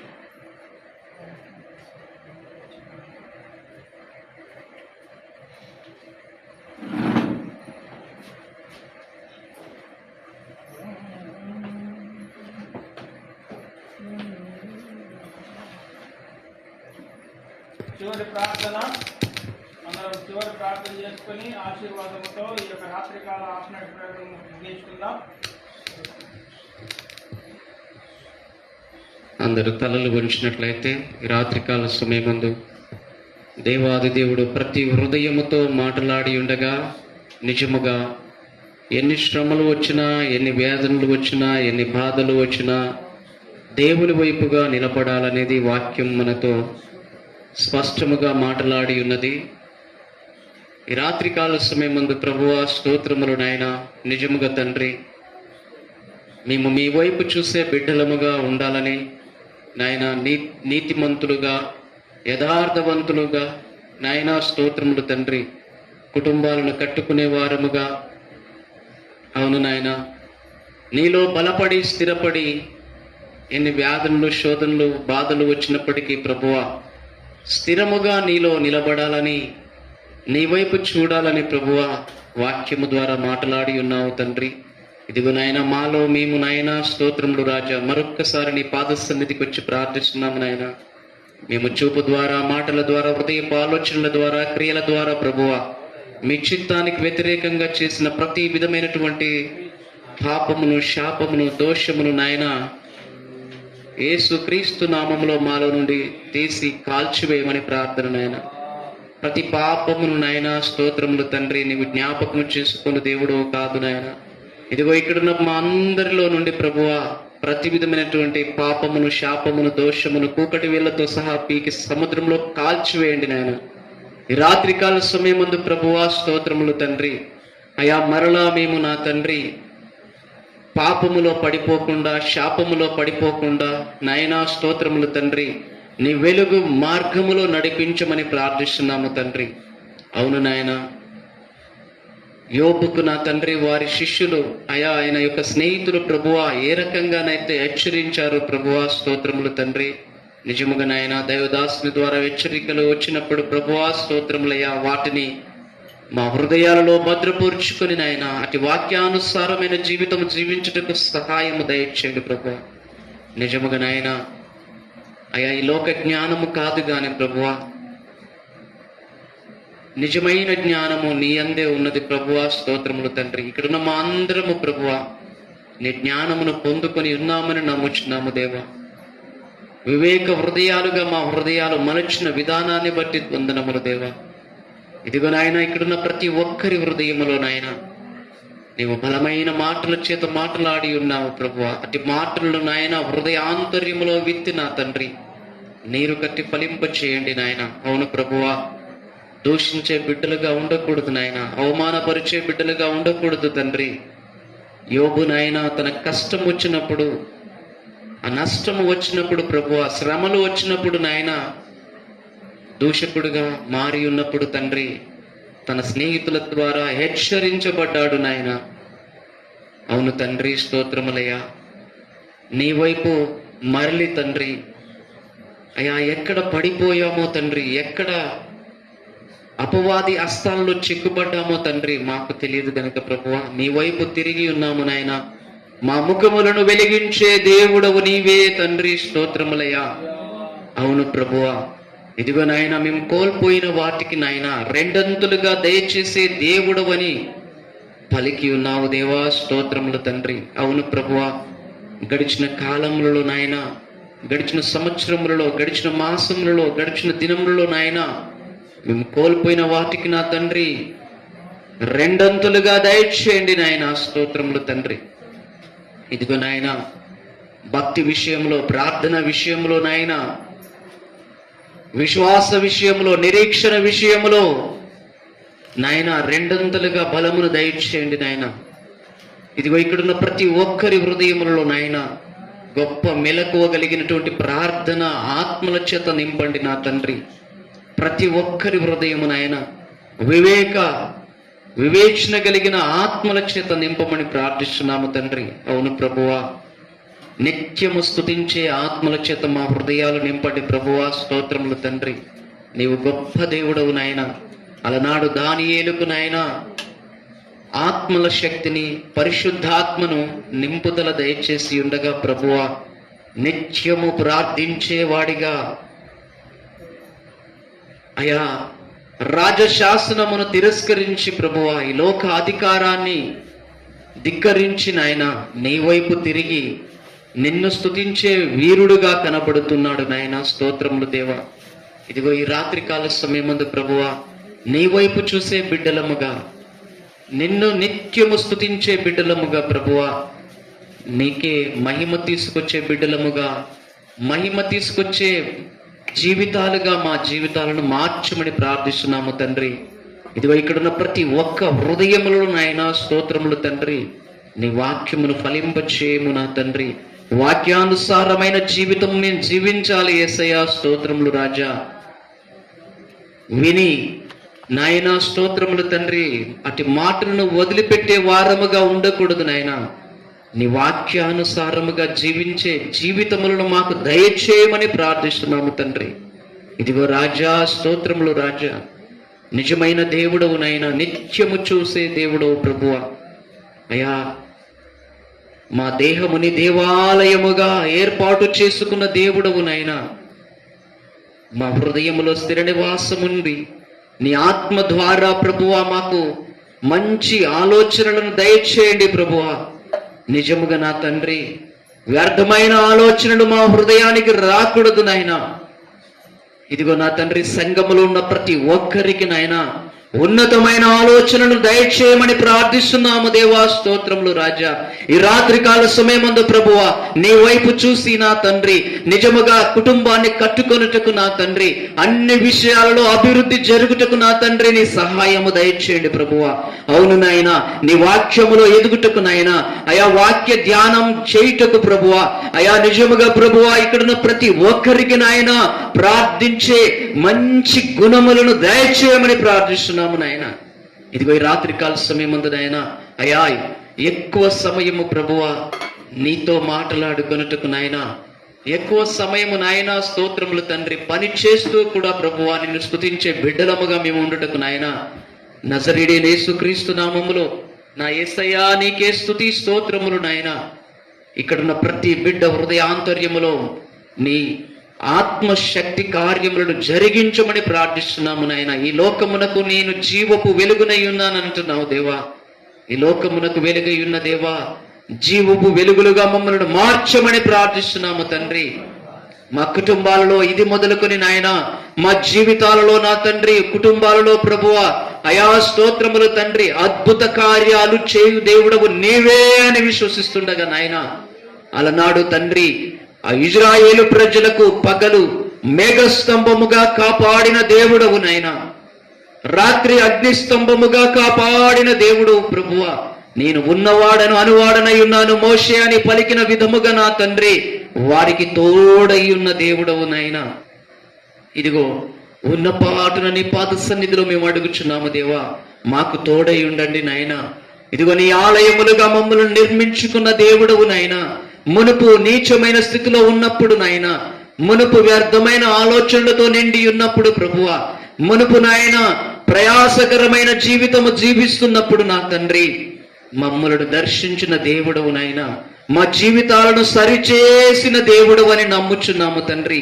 ఇదిగో ప్రభువా అనేకులకు ఆశీర్వాదకరముగా మమ్మలను తలగా నియమిస్తానని వాగ్దానము చేసి ఉండగా నా యేసయ్య, ఇదిగో ఈ రాత్రికాల సమయమందు నాయన అయా బహుగా ఫలించడి కొమ్మలుగా మమ్మలను నీతో అంటు కట్టుకొనమంటూ, అనేకులకు ఆశీర్వాదకరముగా మార్చమంటూ, ఇదిగో నాయన మా హృదయములో నా తండ్రి నీ దివ్యమైన ఆలోచనలను పుట్టించమంటూ, ఉన్నతమైన ఆలోచనలను పుట్టించమంటూ యేసయ్య నీకే వేలాది కోటాను కోట్ల వందనములు నాయన. ఇదిగో ఈ రాత్రికాల సమయమందు ప్రభువా అనారోగ్యము చేత వచ్చిన బిడ్డలను మీరు దర్శించండి నాయన.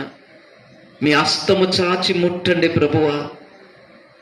తలలు మొదలుకొని అరికాలు వరకు నరనరాల్లో, ఎముకల్లో, కండరాల్లో, అవయవాల్లో సమృద్ధి అయిన ఆరోగ్యము యేసు నామములో దయచేయమని ప్రార్థిస్తున్నాము రాజా.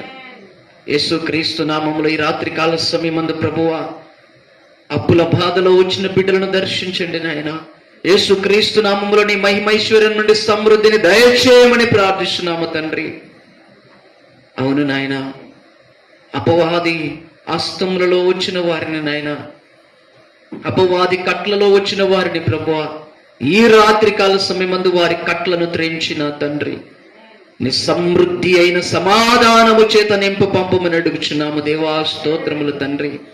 అవును నాయన, నీ కృపా సింహాసనం యొద్ద వచ్చి ఉన్నాము ప్రభువా, నిన్ను స్తుతించి కీర్తించి ఉన్నాము దేవా. స్తోత్రములు నాయన. నిన్ను స్తుతించి స్తోత్రించినప్పుడు ప్రభువా నిత్యమైన ఆనందమును, నిత్యమైన సంతోషమును, రక్షణ మహదానందముతో నింపి పంపే దేవుడు అని నమ్ముచున్నాము దేవా. ఇదిగో ప్రభువా, నీ సింహాసనం యొద్ద నుండి ప్రభువా ఈ రాత్రికాల సమయమందు ప్రభువా మా కొరకై నాయన ఉన్నతమైన వాక్యోపదేశమును పంపి ఉన్నావు తండ్రి. స్తోత్రములయ్యా. ఇదిగో మమ్మల్ని బలపరిచి స్థిరపరుస్తున్నందును బట్టి నీకు వందనములు నాయన. ఇంకా మునుముందు కాలములలో నాయన నిజముగా నీ నుండి అనేకమైన అద్భుతమైన వాక్యోపదేశములు విదజల్లబడునుగాక నా తండ్రి. ఇదిగో ప్రతి హృదయములో నా తండ్రి బహుగా విత్తబడునుగాక నా తండ్రి. నీ వాక్యానుసారమైన జీవితం జీవించుటకు ప్రభువా ఈ సంఘములో ఉన్న ప్రతి బిడ్డకు నా తండ్రి, చిన్న పిల్లలు మొదలుకొని పెద్దల వరకు నాయన దివ్యమైన జ్ఞానమును దయచేయండి ప్రభువా. అలనాడు నాయన బాలుడైనటువంటి దానియేలు అంటున్నాడు ప్రభువా, మేము ఏమి తిన్నను ఏమి త్రాగినను మా దేవుడే మమ్మల్ని బలపరచువాడైనాడు, మా దేవుడే మమ్మల్ని వెలిగించువాడైనాడు, మా దేవుడే మమ్మల్ని స్థిరపరచువాడై ఉన్నాడని పలికి ఉన్నాడు దేవా. ఇదిగో ఈ రాత్రి కాల సమయమందు మేము అడుగుచున్నాము నాయన. నీ వైపు మేము చూస్తుండగా దేవా మా జీవితాలను వెలిగించండి నాయన. మా యొక్క జీవితాలలో ఉన్నతమైన కార్యాలు జరిగించమని ఇదిగో ఇక్కడ ఉన్న ప్రతి ఒక్కరితో మీరు మాట్లాడి ఉన్నందును బట్టి నీకు వందనములు, స్తుతులు, స్తోత్రాలు రాజా. మున్ముందు కాలములలో నాయన నీతో జతకట్టి ప్రభువా మా హృదయములలో నాయన స్తోత్రములు తండ్రి. నీ మాటలను వినే ఆత్మశక్తి ధైర్యము కలిగిన తండ్రి జీవించుటకు నీ కృప దయచేయమంటూ యేసయ్యా నీకే ఈ రాత్రికాల సమయమందు వేలాది కోటాను కోట్ల వందనములు, కృతజ్ఞతలు, స్తుతులు, స్తోత్రాలు తెలియజేసుకుంటూ నజరేయుడైన యేసుక్రీస్తు పరిశుద్ధమైన నామములో ఘనమైన నామములో ప్రార్థించి అడిగి వేడుకొనుచు పొందియున్నాము మా తండ్రి. ఆమేన్, ఆమేన్, ఆమేన్. అందరూ మోకరించుదాం. మోకరించావు కీర్తన పాడుకొని ప్రార్థన చేసుకుందాం. అందరూ మోకరించండి. మోకరించిన కీర్తన పాడుదాం. ప్రభు సన్నిధిలో పశ్చాత్తాపంతో కీర్తన ప్రార్థన. పశ్చాత్తాపంతో నిండిన కీర్తన, పశ్చాత్తాపంతో నిండిన ప్రార్థన. హల్లెలూయా, హల్లెలూయా. ప్రియ దేవుని బిడ్డ, నీ జీవితంలో తెలిసి తెలియక ఎన్ని మార్లు దేవుని దూషించినావేమో, దేవుని మీద వ్యతిరేకముగా మాట్లాడినావేమో, తెలిసి చేసిన పాపాలు కూడా ఉన్నాయేమో. దేవుడు చూస్తున్నాడా అని చెప్పి ఆయన కన్నులు నన్ను చూడడం లేదు అని అహంకార దృష్టితో నేను తెలిసి తెలియక చేసిన పొరపాట్లు, పాపాలన్నీ ప్రభుది ఒప్పుకో. ఈ రాత్రి ఇదిగో కీర్తన పాడుతూ ఉండగా నాతో పాటు మీరు పాడాలి. మౌన వ్రతాలు చేయకండి. మౌన వ్రతాలు లోకంలో ఉన్న వాళ్ళు చేస్తారు. మందిరంలో ఉన్నప్పుడు పాట వినాలి, రెండోసారి మరలా పాడాలి. అప్పుడు దేవుని మహిమ మన మీద ఆవరిస్తుంది. హల్లెలూయా, హల్లెలూయా. పశ్చాత్తాపంతో ప్రభు పాదాల దగ్గర ప్రార్థన, ప్రభు పాదాల దగ్గర పశ్చాత్తాప కీర్తన పాడదాం. అబ్బా నీ పాదం చేరి ఉన్నాను, ప్రేమించు తండ్రివి నీవే కదా. చేసిన పాపముల్ ఎన్నెన్నో, కుములుచున్నాను కన్నీటితో. చప్పట్లు. అబ్బా నీ పాదం చేరి ఉన్నాను, ప్రేమించు తండ్రివి నీవే కదా. చేసిన పాపముల్ ఎన్నెన్నో, కుములుచున్నాను కన్నీటితో. నన్ను కడిగి శుద్ధీకరించు కల్వారి రక్తముతో. నేను హిమము కన్నా తెల్లగాను, పూర్తిగా తెల్లగాను. యేసయ్యా, యేసయ్యా, యేసయ్యా, యేసయ్యా అనాలి అందరూ. యేసయ్యా, యేసయ్యా. పశ్చాత్తాపంతో కడుక్కో. యేసయ్యా ఎరిగినే తప్పు చేసి తిని ఎంతో ఘోర పాపం చేశా. పడాలి. ఎరిగినే తప్పు చేసి తిని ఎంతో ఘోర పాపం చేశా.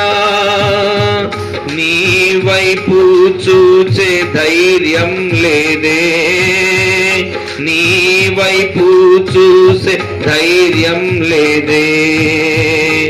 నన్ను నింపుము నా దైవమా, నన్ను నింపుము నా దైవమా. పాడాలందరూ.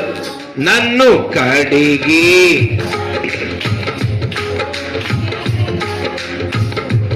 కల్వారి రక్తముతో నేను హిమము కన్నా తెల్లగాను, పూర్తిగా తెల్లగాను.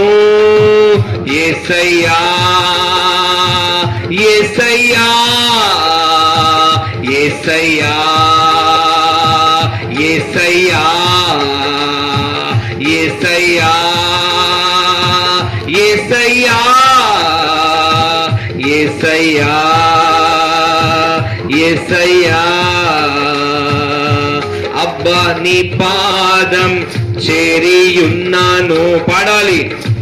ప్రేమించు తండ్రివి నీవే కదా, చేసిన పాపముల్ ఎన్నెన్నో కుములుచున్నాను కన్నీటితో. నన్ను కడిగి కడిగి శుద్ధీకరించు కల్వారి రక్తముతో. ప్రార్థన చేసుకుందాం. కల్వరి రక్తముతో ఆయన ప్రతి పాపమును క్షమించి ఉన్నాడు. మొదటి యోహాను పత్రిక 1వ అధ్యాయం 6-7 వచనాల్లో చెప్పబడింది, యేసు రక్తము సమస్త దుర్నీతి నుండి మనల్ని క్షమించి మనలను పవిత్రులనుగా చేయునని వాక్యం రాయబడింది. పశ్చాత్తాపడదామా ఈ రాత్రి? ఇదిగో యోబు ఇష్టానుసారంగా మాట్లాడాడు. ఒకప్పుడు భక్తిపరుడే, ఒకప్పుడు బలహీనను బలపరిచిన వాడే, ఒకప్పుడు కృంగిన వారికి ఆదరణ మాటలు చెప్పిన వాడే. ఒక సమయంలో దేవునికి వ్యతిరేకంగా మారిపోయాడు. కానీ కృపామయుడైన దేవుడు 3 స్నేహితులను తన ఎద్దకు పంపి వారి ద్వారా యోబును గద్దించినాడు. యోబు తన జీవితాన్ని సరి చేసుకున్న తర్వాత ప్రియులారా యోబుకు 200 ఆశీర్వాదాలు వచ్చినట్టుగా మనం చివర్లో చూశాం. ఈ రాత్రి యోబు చరిత్ర ద్వారా, యోబు జీవితంలో జరిగిన సన్నివేశాల ద్వారా నీ జీవితంలో నువ్వు ఎప్పుడు కూడా బలహీనుడవు కాకూడదని ప్రభు నీకు గొప్ప ఉపదేశాన్ని హెచ్చరికను చేస్తా ఉన్నాడు. ఏ రోజు కూడా నువ్వు బలహీనవు కాకూడదు. ఒకరోజు సంతోషంగా సాక్ష్యం చెప్తావు, ఇంకొక రోజు సన్నగిల్లిపోతావేమో అని నీ కొరకు ఆయన ఈ రాత్రి తన వాక్యాన్ని వినిపింపజేసి ఉన్నాడు. ఇజ్రాయేలు ప్రజలు కూడా వారి ముందు ఏదైనా దేవుడు ఏదైనా కార్యాలు చేసినప్పుడు భయపడ్డారు, సంతోషించారు. కానీ కొద్ది కాలానికి వారు మర్చిపోతా ఉన్నారు. దేవుని ఎడల వారి హృదయం స్థిరముగా లేదంట, విశ్వాసము స్థిరముగా లేదు, పరిశుద్ధత స్థిరముగా లేదు. ఒకసారి పరిశుద్ధంగా ఉంటున్నారు, మరొకసారి పాప పనులు చేస్తా ఉన్నారు. కానీ దేవుడు తన కోపాన్ని అణుచుకున్నాడంట. ప్రియ దేవుని బిడ్డ, దేవుడు తన కోపాన్ని అణుచుకొని వీరు ఇదిగో ఆవిరి వంటి వారు, ఇదిగో ఊపిరి వంటి వారు, ఇదిగో నీడ వంటి వారు, వీరి దినాలు యాత్ర దినముల వంటివని ఆయన అణుచుకొని నీ పాప శిక్షను తన కుమారుడని యేసు మీద వేసి నీ మీద ఆయన కనికరపడ్డాడు, నిన్ను క్షమించి వేసినాడు, నీ శిక్షను కొట్టి వేసినాడు. ఇంత గొప్ప ప్రేమ కలిగిన దేవుడు నీవు నొప్పించవచ్చా? ఈ రాత్రి తీర్మానం చేసుకో. అయ్యా హృదయం చేయబెట్టుకో, తీర్మానం చేసుకో. ఈ రాత్రి పోతే మరలా రాదు నీకు. ఈ 10వ తేదీ రాత్రి, శుక్రవారం రాత్రి నీకు రాదు నీ జీవితంలో మరలా 2026వ సంవత్సరపు రాత్రి. బతిమిలాడు దేవుణ్ణి ఈ రాత్రి, అడుగు, బతిమిలాడి ప్రార్థించే అభిషేకం ఈ నాయన. అనేక సార్లు గర్వాంధుడనైపోతున్నాను నాయన, నన్ను క్షమించు తండ్రి. అపహాస్యముగా మాట్లాడుతున్నాను, భయము లేక నన్ను క్షమించు తండ్రి అని ప్రభు అయిన పశ్చాత్తాపడు. భయముతో, వినయముతో, పరిశుద్ధతతో, నీతితో, విశ్వాసముతో దైవ చిత్తమును లోపడే మనసు నీకు కలిగి ఉంటే ప్రియ దేవుని బిడ్డ, నిన్ను చూసి దేవుడు సంతోషిస్తాడు. నిన్ను చూసి దేవుడు ఇదిగో సాతానుతో సవాలు చేస్తాడు. యోబు విషయంలో దేవుడు సాతానుతో సవాలు చేశాడు. నీ పరిశుద్ధతను కూడా చూస్తున్నాడు కదా. యోబు విషయంలో సాక్ష్యం ఇచ్చిన దేవుడు నీ విషయంలో కూడా సాక్ష్యం ఇవ్వాలి కదా. గమనించుకో ఒకసారి. ఈ రాత్రి నుంచి ప్రభుని అడుగు, అయ్యా కన్నీటి ప్రార్థన నాకు దయచేయి. ప్రతి రాత్రి కన్నీటి ప్రార్థన నాకు దయచేది ఆయన. నిన్ను బతిమాలుకొని, నిన్ను వేడుకొని నీ దగ్గర మొరపెట్టే ప్రార్థన నాకు దయచేయి. అడుగు, ప్రార్థన అభిషేకం అడుగు. నీ జీవిత కాలం ఎంతో నీకు తెలియదు, దేవునికి తెలుసు. ఆ జీవిత కాలంలో నువ్వు సరి చేసుకోవాల్సిన ఎన్నో దేవుని సన్నిధిలో ఎంత మార్పు చెందాలో, ఎంత రూపాంతరం చెందాలో, ఎంత పరిశుద్ధతలో సంపూర్ణం కావాలో సమయం ఏదో ఉందనుకుంటావు, చెప్పలేం. దేవుడు ఏ రాత్రి నిన్ను ముగిసే నీ జీవిత యాత్ర అయిపోయింది అని అంటే, ఒక గ్రామం నుంచి ఒక గ్రామానికి వెళ్లే ప్రజలు తట్టాబుట్టెత్తుకుని వెళ్ళిపోయినట్టుగా నువ్వు కూడా ఈ లోకాన్ని విడిచి వెళ్ళిపోయే కాలం ఒక రోజు ఉంటుంది. మరిచిపోద్దు. ఈ రాత్రి ప్రభు హెచ్చరిస్తూ ఉన్నాడు. బతిమాలుకొని ప్రార్థించే ప్రార్థన అభిషేకం అడుగుతావా దేవుణ్ణి? ఇష్టానుసారంగా ఇంకా నాకు కాలం ఉంది, సమయం ఉంది, వయసు ఉంది, బలం ఉంది, శక్తి ఉంది, నాకు జ్ఞానం ఉందని మురిసిపోకు ప్రియ దేవుని బిడ్డ. ఆ రోజుల్లో యవ్వనస్తులను కూడా తుడిచేశాడు దేవుడు. ఆ రోజుల్లో దేవునికి వ్యతిరేకంగా ఆలోచించే వారిని తీసేశాడు. యోబుకు వచ్చిన పరీక్షలలో 1% కూడా నీకు రాకపోవచ్చు, కానీ జాగ్రత్త పడమని దేవుడు జ్ఞాపకం చేస్తున్నాడు. దేవుని నీవు అంగీకరించిన అంగీకారాన్ని బట్టి ప్రభుని మీద కృప చూపుతున్నాడు. ఇజ్రాయేలు ప్రజలు ఎంతగానో శోధించారు దేవుని, కానీ ఆయన మాట ఇచ్చాడు. అబ్రాహాముతో వాగ్దానం చేశాడు, షారాకు వాగ్దానం చేశాడు, నువ్వు రాజకుమార్తెవని పిలువబడతావు, అనేక జనములకు తండ్రిగానే పిలువబడతావు అన్న మాటను బట్టి దేవుడు ఇజ్రాయేలు ప్రజలను ఆశీర్వదిస్తూ వారి ప్రతి పాపాన్ని క్షమిస్తూ వచ్చాడు. అవును, ఆ మాట మనకు మోషే దేవునితో పశ్చాత్తాపడి దేవునితో బతిమాలుకుంటున్నాడు. మోషే ఇశ్రాయేలు ప్రజల గురించి దేవునితో బతిమాలుకుంటున్నాడు. అయ్యా నా పేరు తీసేయి జీవ గ్రంథములో, అయ్యా నన్ను తీసేయి, కానీ ఇజ్రాయేలు ప్రజలకు అలాంటి మరణాన్ని కలిగించకయ్యా అని చెప్పి మోషే ఇజ్రాయేలు ప్రజల కొరకు బతిమాలుకుంటాడు దేవుణ్ణి. నీవు కూడా నీ ఇంటి వారి కొరకు బతిమాలుతావా దేవుణ్ణి? నీ ప్రార్థన జీవితం కొరకు నీవు తెలిసి తెలియజేసిన అపరాధాలు, తప్పిదాలు, పాపాలు, శాపాలు, దోషాలు నీ జీవితంలో ఇదిగో గడిచిన దినాల్లో ఆ యొక్క పాపాన్ని గుర్తు చేసుకోకుండా, ప్రార్థన చేయకుండా అన్ని క్షమించాడు అంట. అన్ని అంటే ఏం క్షమించాడు? అన్ని అంటే నీ జాగ్రత్తము, నీ హృదయములో చేసిన ప్రతి పాపము, నీ చేతులతో చేసిన అతిక్రమము, నీ కాళ్ళు పరిగెత్తిన పాపము, ప్రదేశాలకు పరిగెత్తిన నీ ప్రతి పాపాన్ని దేవుని దగ్గర ఒప్పుకున్నావా? స్పష్టంగా వ్రాయబడింది. పాపము, శాపము, దోషము, అపరాధము, అతిక్రమము, అపవిత్రత, ఇవన్నీ ప్రభు దగ్గర ఒప్పుకోవాలి. ఈ రాత్రి ప్రార్థన అభిషేకం అన్నాడు. ప్రార్థన చేస్తున్నాను నేను. ఇంటికి వెళ్ళాక ప్రతిరోజు నీ ప్రార్థన కన్నీటి ప్రార్థనగా మారిపోవును గాక. ప్రతిరోజు నీ కళ్ళలోంచి కన్నీరు కారి దేవుని బతిమాలుకునే ప్రార్థన శక్తి దేవుడు ఈ రాత్రి నీకు అనుగ్రహించును గాక.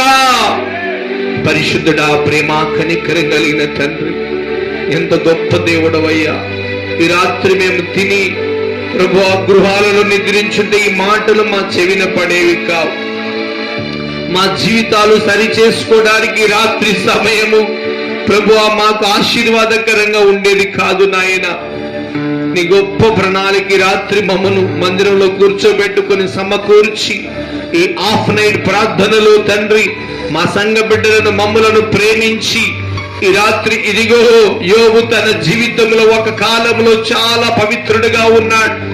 బలహీనమైన వారిని బలపరిచాడు, కృంగిన వారిని ఆదరించాడు, అనేక నీతి మాటలు చెప్పాడు. కానీ ఒకానొక కాలములో దేవునికి వ్యతిరేకమైన మాటలు మాట్లాడి దైవ ఉగ్రతకు పాత్రుడైపోయేటట్టుగా ఉన్న సమయములో తన 3 స్నేహితుల ద్వారా చేసిన హెచ్చరికను బట్టి సరి చేసుకున్నాడు. తర్వాత దేవుని కృపలో భద్రం చేయబడ్డాడన్న పాఠాన్ని బట్టి స్తోత్రాలయ్యా. మా జీవితంలో కూడా ప్రియ దేవుని బిడ్డ ప్రార్థనలు ఏకీభవించు.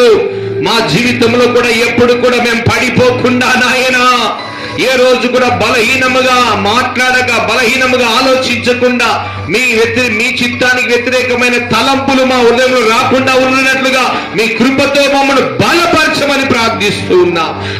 దినము మీ కృప శక్తి మా ఎడల కుమ్మరించమని ప్రార్థిస్తున్నాం. అపవాది శోధన ఏ విషయంలో మమ్మల్ని శోధించకుండా ఉన్న వాటికి అవకాశాలు ఇవ్వకుండా మా జీవిత యాత్రలో పరిశుద్ధతను దయచేయి నాయనా. మీ అందు విశ్వాసంతో నమ్మకంతో సాగే కృప మాకు దయచేసి దీవించి ఆశీర్వదించమని ప్రత్యేకంగా ఈ రాత్రి ప్రభు కన్నీటి ప్రార్థన అభిషేకాన్ని మీరు అనుగ్రహించినందును బట్టి అయ్యా, ప్రతి రాత్రి మిమ్మల్ని బతిమాలుకొని ప్రార్థన చేసే ప్రార్థన అభిషేకాన్ని బట్టి స్తోత్రాలు చెల్లించుకుంటూ సియోనులోని మీ ఆశీర్వాదం అందరిని విడుదల చేసి కన్నీటి ఊట ప్రభు ఆ ప్రవక్తలు కన్నీరు కార్చారు. అయ్యా, ఇర్మియా కన్నీటి ప్రవక్త, విలాప వాక్యములు కన్నీటి ప్రవక్త రాసిన అయ్యా గ్రంథాలు నాయనా మీకు స్తోత్రాలు. మేము కూడా మా కొరకు ఇదిగో తన యోబు, అయ్యా మీకు వందనాలు. యోబు గురించి మీరు మాట్లాడి నీవు నీ దేవుని జాగ్రత్తగా వెదకినేలా, నీ దేవుని నువ్వు బతిమాలుకొని నేడలా నీ ప్రవర్తన సరి అయిపోతుంది, నువ్వు పవిత్రుడు అయిపోతావని నాయన తన స్నేహితుడు చెప్పినాడు. ప్రభు బిల్దదు ఈ రాత్రి మాతో కూడా మీరు ముచ్చటించి నీవు జాగ్రత్త కలిగి ఉండాలి, నీవు పవిత్రుడిగా ఉండాలి, నీవు దేవుని బతిమాలుకోవాలని మీరు రాత్రి మాతో మాట్లాడారయ్యా. మీకు స్తోత్రాలు.